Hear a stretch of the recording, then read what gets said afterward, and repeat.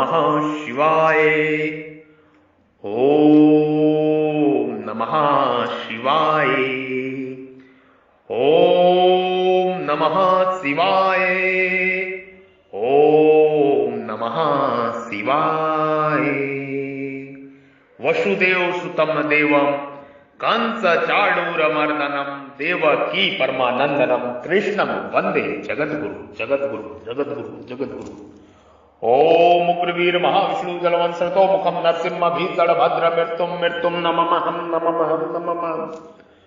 ओम भद्रकालाय नमः। ओम भद्रकालाय नमः। ओम भद्रकालाय नमः। ओम श्री नमः। ओम श्री नमः। ओम श्री नमः। ब्रह्म ज्ञान महान ज्ञान मोक्ष मुक्ति का ज्ञान स्वयं के स्वरूप में स्वयं का दर्शन, यही ब्रह्म ज्ञान है, यही महान ज्ञान है, यही परम मोक्ष और मुक्ति का ज्ञान है। ब्रह्म ज्ञान महान ज्ञान मोक्ष मुक्ति का ज्ञान। सत्य योग, नित्य योग, राज गुहा योग, राज विद्या योग, ब्रह्म योग। मैं आपकी शरण में हूं, मैं आपका ही हूं प्रभु। मैं आपकी शरण में हूं प्रभु, मैं आपका ही हूं। मैं परमात्मा का हूं और परमात्मा मेरे हैं। मैं परमात्मा का हूं और परमात्मा मेरे हैं। मैं केवल भगवान का हूं और केवल भगवान ही मेरे हैं। मैं केवल भगवान का हूं और भगवान ही मेरे हैं। सत्य चित आनंदमय चिन्मय प्रभु की जय हो, जय हो, जय हो, जय हो, जय हो। गाय गंगा ज्ञात्री जल जंगल और जमीन इस धरा के मूल प्राण तत्व हैं। इनका संरक्षण रक्षा आदि सृष्टि आदि सनातन जगत के लिए, संपूर्ण विश्व के लिए, समस्त प्राणियों के लिए आवश्यक ही नहीं, परम परम परम आवश्यक है, आवश्यक है। हम ब्रह्म ऋषि महर्षि आचार्य योगी श्री बद्री विशाल महात्मा अवध के संत आपको ब्रह्म ज्ञान का, महान ज्ञान ब्रह्म ज्ञान का उपदेश, सत्संग, प्रवचन, सतवाणी, प्रभु की वाणी, ब्रह्म मुख से उपदेश दे रहे हैं। इस उपदेश को ध्यान पूर्वक सुनो। आपके हृदय रूपी मंदिर में विराजमान परब्रह्म परमेश्वर ईश्वर को मैं प्रणाम करता हूं, नमस्कार करता हूं। जो ब्रह्म आपके हृदय रूपी गुहा में विराजमान है, हृदय रूपी गुफा में विराजमान है, कृपा मेरा प्रणाम नमस्कार प्रेम से स्वीकार करें, स्वीकार करें, स्वीकार करें। मध्य अवश्य मनो ये मां नित्य युक्ता उपासते श्रद्धया प्रपयो तास्तेत्या युक्ता मां मतः। श्री भगवान बोले, प्रभु जीव से बोल रहे हैं, मुझ में मन को लगाकर नित्य निरंतर मुझ में लगे हुए जो भक्त परम श्रद्धा से युक्त होकर मेरी सगुण साकार की उपासना करते हैं, वे मेरे मत में सर्वश्रेष्ठ योगी हैं। प्रभु बोल रहे हैं। भगवान ने ठीक यही निर्णय जीव के बिना पूछे ही छठे अध्याय के 47वें श्लोक में दे दिया था, परंतु उस विषय में अपना प्रश्न न होने के कारण जीव उस निर्णय को पकड़ नहीं पाए। कारण कि स्वयं का प्रश्न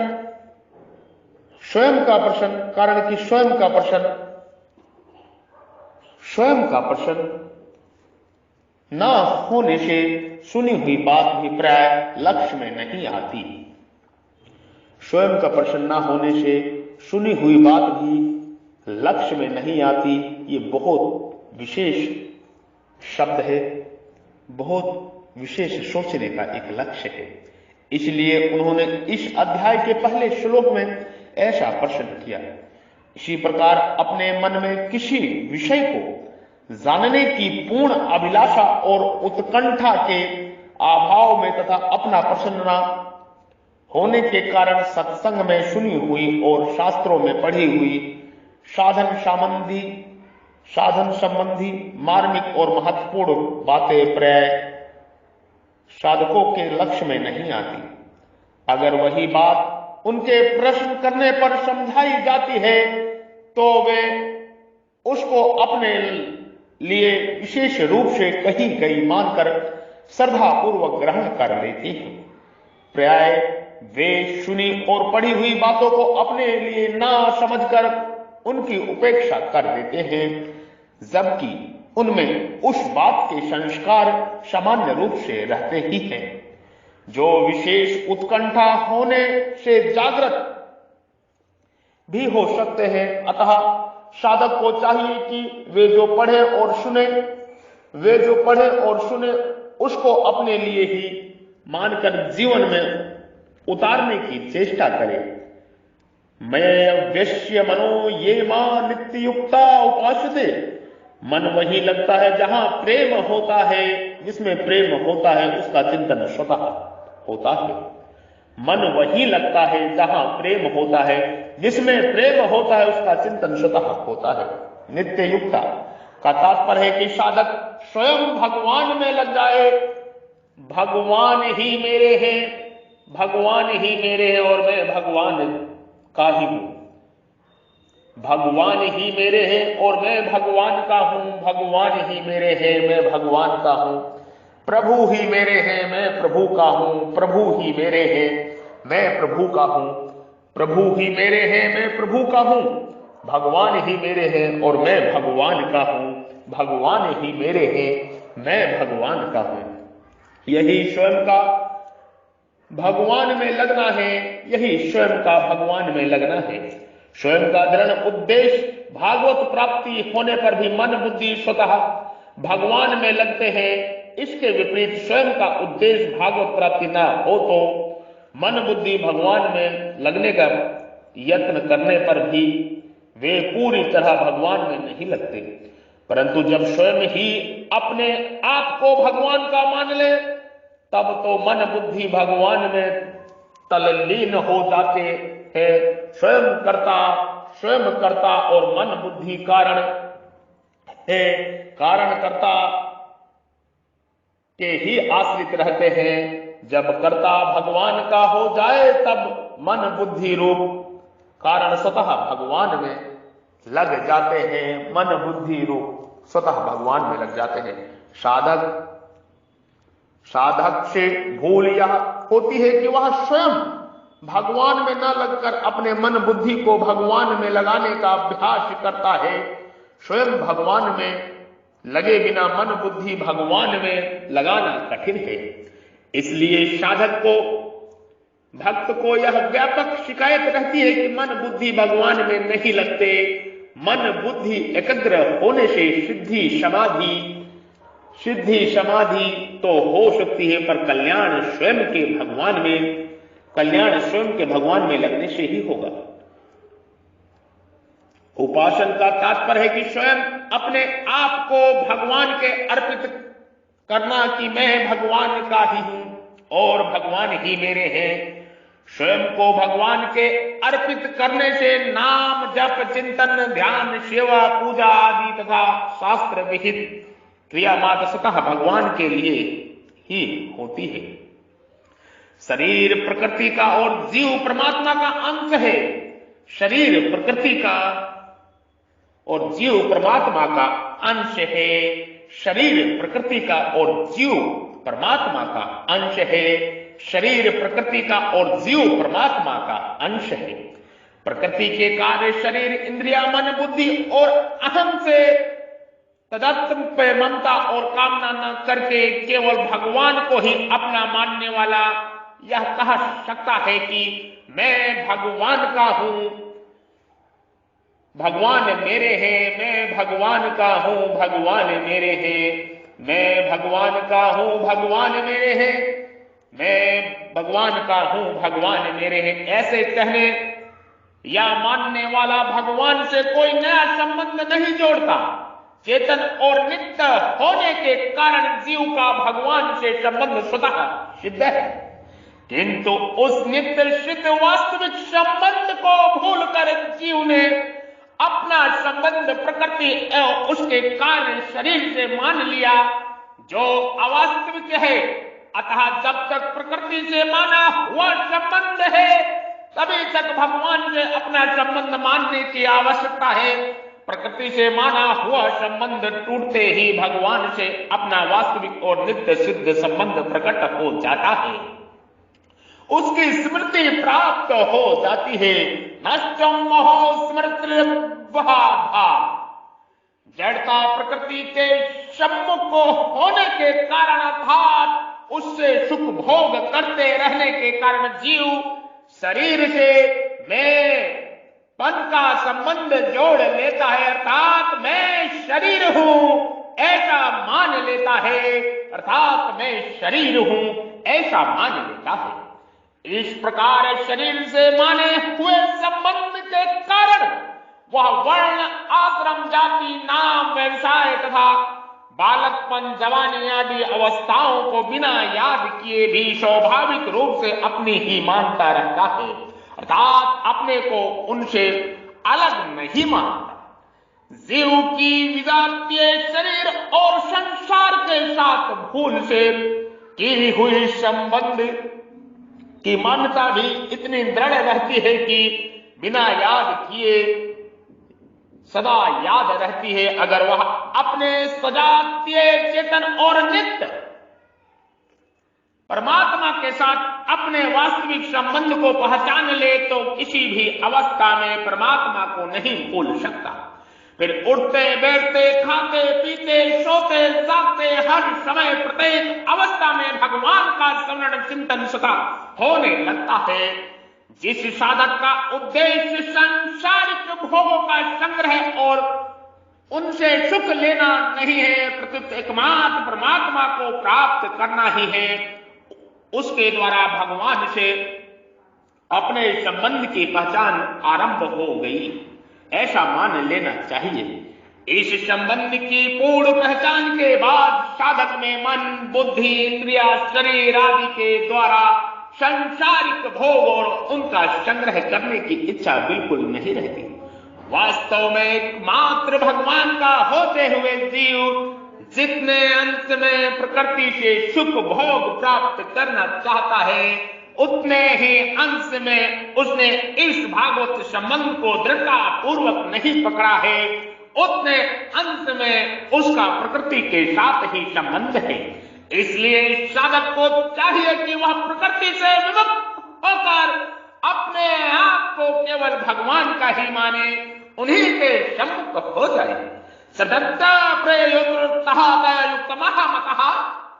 साधक की श्रद्धा वही होगी जिसे वह सर्वश्रेष्ठ समझेगा। साधक की श्रद्धा वही होगी जिसे वह सर्वश्रेष्ठ समझेगा। श्रद्धा होने के अर्थात बुद्धि लगने पर वह अपने द्वारा निश्चित किए हुए सिद्धांत के अनुसार स्वाभाविक जीवन बनाएगा और अपने सिद्धांत से कभी विचलित नहीं होगा। जहां प्रेम होता है वहां मन लगता है, जहां श्रद्धा होती है वहां बुद्धि लगती है। जहां प्रेम होता है वहां मन लगता है, जहां श्रद्धा होती है वहां बुद्धि लगती है। प्रेम में प्रेमस्थ पद के संग की तथा श्रद्धा में आज्ञा पालन की मुख्यता है।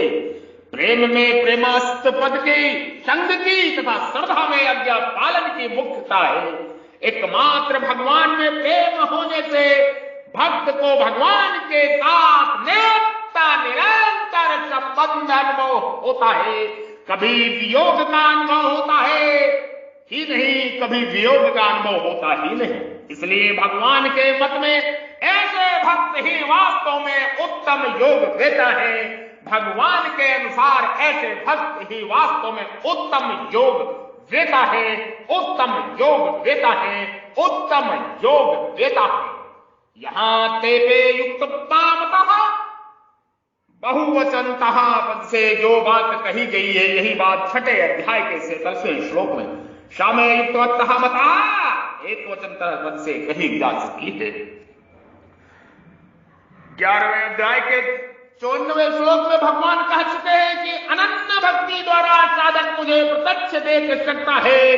अनन्य भक्ति द्वारा साधक मुझे प्रत्यक्ष देख सकता है, तत्व से जान सकता है और मुझे प्राप्त कर सकता है। परंतु 8वें अध्याय के 55वें श्लोक में भगवान ने निर्गुण उपासक के लिए अपने को तत्व से जानने और प्राप्त करने की बात कही है। दर्शन देने की बात नहीं कही है। इससे यह स्पष्ट हो जाता है कि सगुण उपासक को भगवान के दर्शन भी होते हैं, वह उनकी विशेषता है, प्रभु की विशेषता है। प्रविष्ट भाव सह योगे प्रमामता साय में युक्त मतो मता ते में युक्तमतः मतः। इस प्रकार भगवान ने जो श्रेष्ठता की बात कही है उसका तात्पर्य है कि मनुष्य कर्म योग, ज्ञान योग आदि किसी भी मार्ग से चले, वास्तव में श्रेष्ठ वही है जिसको भक्ति प्राप्त हो गई है। जिसको भक्ति प्राप्त हो गई है वही श्रेष्ठ है, जिसको भक्ति प्राप्त हो गई है वही श्रेष्ठ है।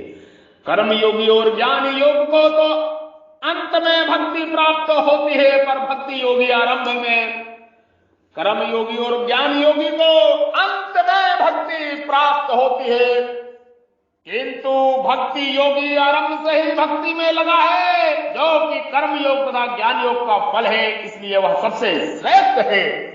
भक्ति योगी मार्ग सर्वश्रेष्ठ है, सबसे श्रेष्ठ है, सबसे श्रेष्ठ है। ज्ञान और भक्ति दोनों ही संसार का दुख दूर करने में समान है, परंतु दोनों में ज्ञान की अपेक्षा भक्ति की महिमा अधिक है। ज्ञान में तो अखंड रस की प्राप्ति होती है, ज्ञान में तो अखंड रस की प्राप्ति होती है, पर भक्ति में अनंत रस की प्राप्ति होती है, पर भक्ति में अनंत रस की प्राप्ति होती है। अनंत रस में प्रतिक्षण बढ़ने वाला, लहरों वाला, उछाल वाला एक बहुत विलक्षण आनंद है। जैसे संसार में किसी वस्तु का ज्ञान होता है कि ये रुपए है, यह घड़ी है आदि, तो यह ज्ञान केवल अज्ञान अनजानपन को मिटाता है। ऐसे ही तत्व ज्ञान केवल अज्ञान को मिटाता है। अज्ञान मिटने से दुख, भय, जन्म, मरण रूप बंधन ये सब मिट जाते हैं, परंतु प्रेम भक्ति ज्ञान से भी विलक्षण है। ज्ञान भगवान तक नहीं पहुंचाता, ज्ञान भगवान तक नहीं पहुंचाता, पर प्रेम भगवान तक पहुंचाता है। ज्ञान का अनुभव करने वाला तो स्वयं होता है, पर प्रेम का अनुभव करने वाला तो ज्ञाता भगवान होते हैं, पर प्रेम का अनुभव करने वाला तो ज्ञाता भगवान होते हैं। भगवान ज्ञान के भूखे नहीं हैं, प्रतुत प्रेम के भूखे हैं। प्रभु ज्ञान के भूखे नहीं है, प्रभु प्रेम के ही भूखे हैं। मुक्त होने पर तो ज्ञान योगी संतुष्ट तृप्त हो जाता है, पर प्रेम प्राप्त होने पर भक्त संतुष्ट नहीं होता, प्रत्युत उसका आनंद उत्तरोत्तर बढ़ता रहता है। अतः आखिरी तत्व प्रेम है, अतः आखिरी तत्व प्रेम है, मुक्ति नहीं है। जैसे ये रुपए हैं, ऐसा ज्ञान हो गया तो अनजानापन मिट गया, परंतु उनको पाने का लोभ हो जाए कि और मिले और मिले और मिले और मिले, तो उसमें एक विशेष रस आता है। ऐसे ही भक्ति में एक विशेष रस आता है, ऐसे ही भक्ति में एक विशेष रस आता है।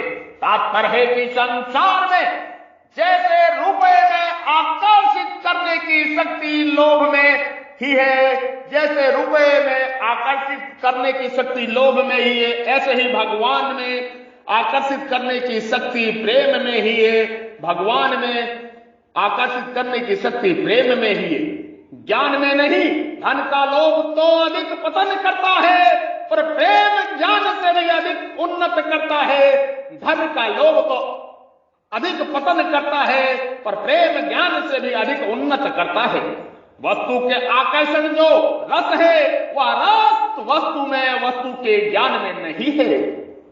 वस्तु के आकर्षण में जो रस है, वह रस वस्तु में और वस्तु के ज्ञान में नहीं है। विवेक मार्ग ज्ञान योग, विवेक मार्ग ज्ञान योग में सत और असत दोनों की मान्यता साथ साथ होने से असत की अति सूक्ष्म सत्ता अर्थात अति सूक्ष्म अहम दूर तक साथ रहता है।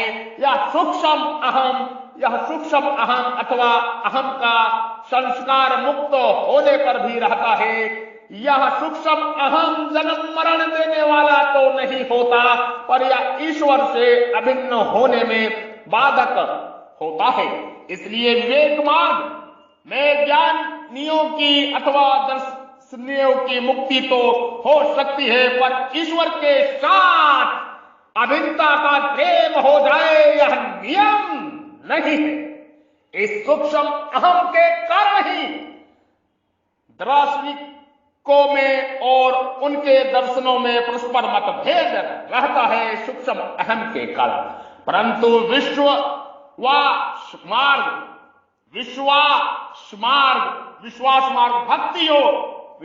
मार्ग भक्ति योग में अभ्यास से ही भक्त एक ईश्वर के सिवाय और किसी की स्वतंत्र सत्ता नहीं मानता, इसलिए वह ईश्वर के साथ अभिन्न हो जाता है।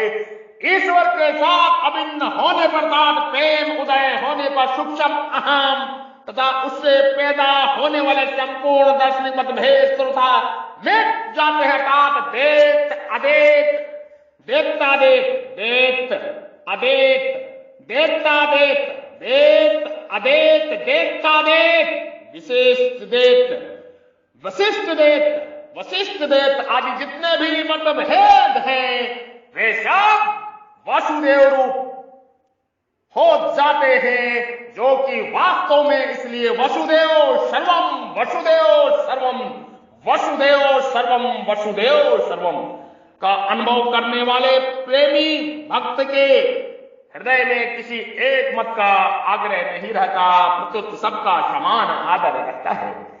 किसी एक मत का आग्रह न होने से उसके द्वारा किसी का भी किसी या अनादर नहीं होता। तात्पर्य हुआ कि ज्ञान की एकता से प्रेम की एकता श्रेष्ठ है, ज्ञान की एकता से प्रेम की एकता श्रेष्ठ है, ज्ञान की एकता से प्रेम की एकता श्रेष्ठ है। ज्ञान में परमात्मा से दूरी और मतभेद तो मिट जाते हैं, ज्ञान में परमात्मा से दूरी और मतभेद तो मिट जाते हैं, पर अभिन्नता मिलन नहीं होता, पर अभिन्नता मिलन नहीं होता। परंतु प्रेम में दूरी मतभेद और भिन्नता तीनों ही मिट जाते हैं। इसलिए वास्तविक अद्वैत प्रेम में ही है, वास्तविक अद्वैत प्रेम में ही इतनी शक्ति है कि इसमें भक्त भगवान का भी इष्ट हो जाता है, इसमें भक्त भगवान का भी इष्ट हो जाता है। प्रेम में इतनी विलक्षण शक्ति है कि भक्त भगवान का भी इष्ट हो जाता है। ज्ञान मार्ग वाले मुक्ति को सबसे ऊंची चीज मानते हैं, ज्ञान मार्ग वाले मुक्ति को सबसे ऊंची चीज मानते हैं। फिर वे मुक्ति से भी आगे की चीज प्रेम, प्रेमा भक्ति या पराभक्ति, प्रेमा भक्ति या पराभक्ति को कैसे समझे? मुक्ति में तो अखंड रस है, मुक्ति में तो अखंड रस है, पर प्रेम में अनंत प्रतिक्षण वर्तमान रस है। प्रेम में अनंत वर्तमान प्रतिक्षण वर्तमान रस है। प्रेम मुक्ति तत्व ज्ञान, प्रेम मुक्ति तत्व ज्ञान, स्वरूप बोध, आत्म साक्षार केवलस्य भी आगे की चीज है प्रेम, केवलस्य भी आगे की चीज है प्रेम।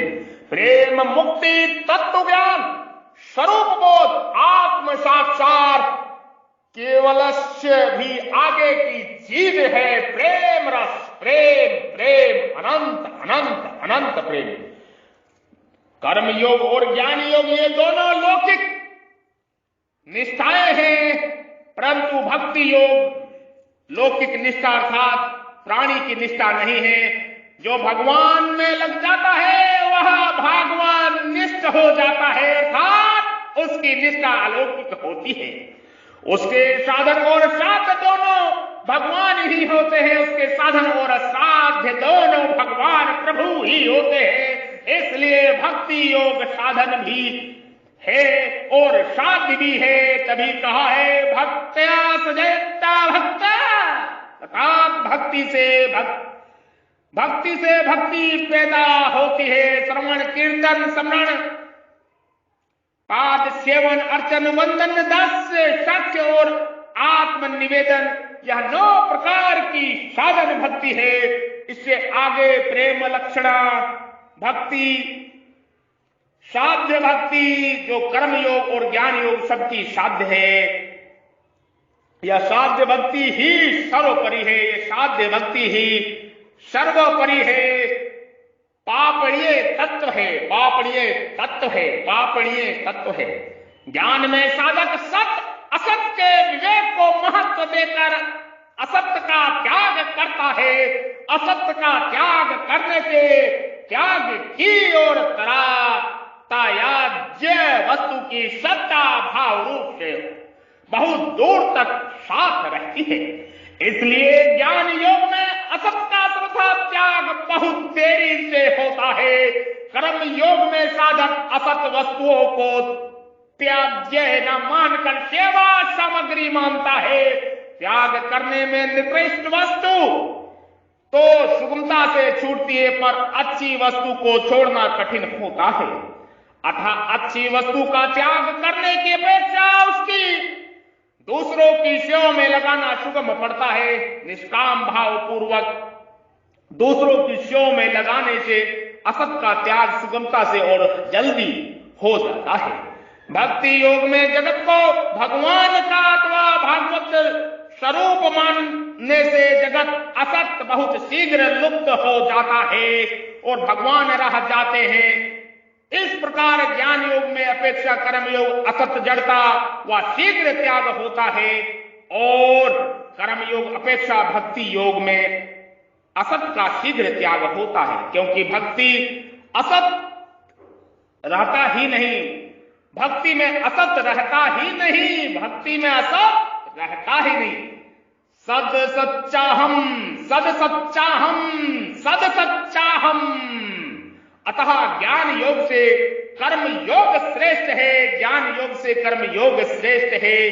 तयोस्तो क्रमस्य निश्यासात्र कर्म योग विशेष है और कर्म योग से भक्ति योग श्रेष्ठ है। योगी नापि सर्वस्ता मद्रगन्मन्त्रमानः सहस्रवन्न भज्यते तो माये उक्तामतः। भगवान ने 6वें अध्याय के 34वें श्लोक में अपने सगुण रूप को श्रद्धा प्रेम रखने वाले साधक को संपूर्ण योगियों में श्रेष्ठ बताया है। तात्पर्य यह है कि भगवान को अपना मानकर उनके परायण रहने वाला साधक ही भगवान को विशेष प्रिय है। प्रेम भक्ति जल बिने रघुराई अभियंतर मन कबहु न जाई। प्रेम भक्ति जल बिन रघुराई अभियंतर मल कबहु न जाई। प्रेम भक्ति जल बिन रघुराई अभियंतर मल कबहु न जाई। देत मोहम मोहाए बोद्र प्रग जाते वो दे मनुष्य भक्त यथा कल्पतः सुकृतः देतम देते तदापि सुंदरम। ओम श्री परमात्मने नमः, ओम श्री परमात्मने नमः, ओम श्री परमात्मने नमः।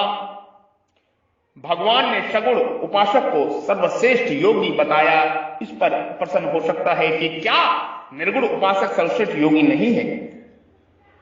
उत्तर भगवान आगे कहेंगे। परमात्मा की वाणी में आगे समागम के माध्यम से, सत्संग के माध्यम से, सत्य के प्रवचन के माध्यम से आगे के समागम में ये ज्ञान दिया जाएगा। ये सत्य का समागम है, ये ओम तत् सत्य का समागम है, ये परब्रह्म की प्राप्ति का समागम है, ये भक्ति योग साधन का समागम है, ये भक्ति योग का समागम है।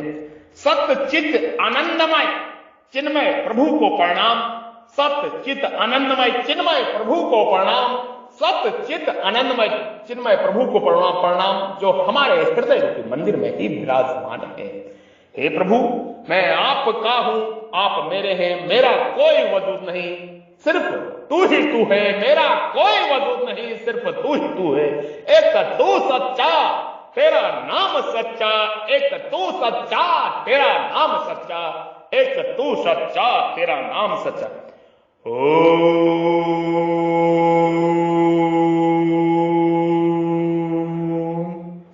ये शब्द का समागम है, ये ब्रह्म ज्ञान है, ये महान ज्ञान है। 1008 शिवालय की स्थापना हो रही है। जो जहां से है वहां से है, इसे अभियान में साथ आए, जुड़े, तन मन धन से सहयोग करें। 1008 शिवालय की स्थापना हो रही है। राम काज कीने बिन मोहि कहां विश्राम, राम काज कीने बिन मोहि कहां विश्राम। मैं ब्रह्म ऋषि महर्षि बद्री विशाल योगी श्री, मैं ब्रह्म ऋषि महर्षि आचार्य योगी श्री बद्री विशाल महात्मा आपके हृदय रूपी मंदिर में विराजमान परब्रह्म परमेश्वर को प्रणाम करता हूं, नमस्कार करता हूं। कृपया मेरा प्रणाम नमस्कार स्वीकार करें और इस शब्द के संकल्प में साथ आए। हमारा कॉन्टैक्ट नंबर है, मोबाइल नंबर है। संगठन से जुड़े, बद्रिका आश्रम से जुड़े 9811179477, 9811179477, 9811179477। समस्त विश्व राष्ट्र के मनुष्य जुड़े और जुड़ भी रहे इस संकल्प में। भगवान शिव का शिवालय स्थापना में सेवा का स्थल आप सभी सहयोग करें। हमारा मोबाइल नंबर है 9811179477, 9811179477।